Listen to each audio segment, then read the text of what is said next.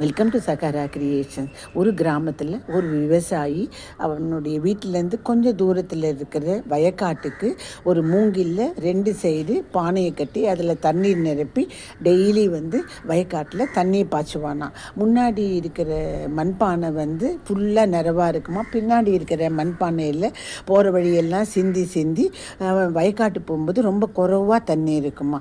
இப்படியே டெய்லி நடக்கும்போது முன்னாடி இருக்கிற மண்பானை பின்னாடி இருக்கிற மண்பானையை பார்த்து, என்ன நீ சிந்திட்டே வர தண்ணியை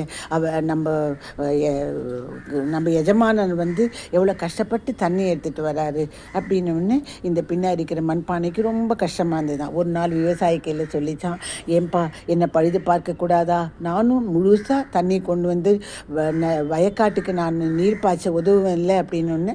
அப்போ அந்த விவசாயி சொன்னாராம், இல்லைப்பா, நான் போகிற வழியெல்லாம் பூச்செடி வச்சுருக்கேன், நீ கொஞ்சம் கொஞ்சமாக தண்ணி சிந்திட்டு வரதுனால செடியெல்லாம் நல்லா பூக்குது, அது வர பூவை நான் சந்தையில் விற்று நான் பணம் சம்பாதிக்கிறேன், அதுக்கு ரொம்ப உதவுது அப்படின்னு ரொம்ப சந்தோஷமாச்சான். பின்னாடி இருந்த மண்பானைக்கு முன்னாடி இருந்த மண்பானைக்கு ரொம்ப அவமானமாச்சான். அது மாதிரி தான் இறைவனோட படைப்பில் எல்லாருக்கையிலையும் குறைகளும் இருக்கும், நிறைவும் இருக்கும்.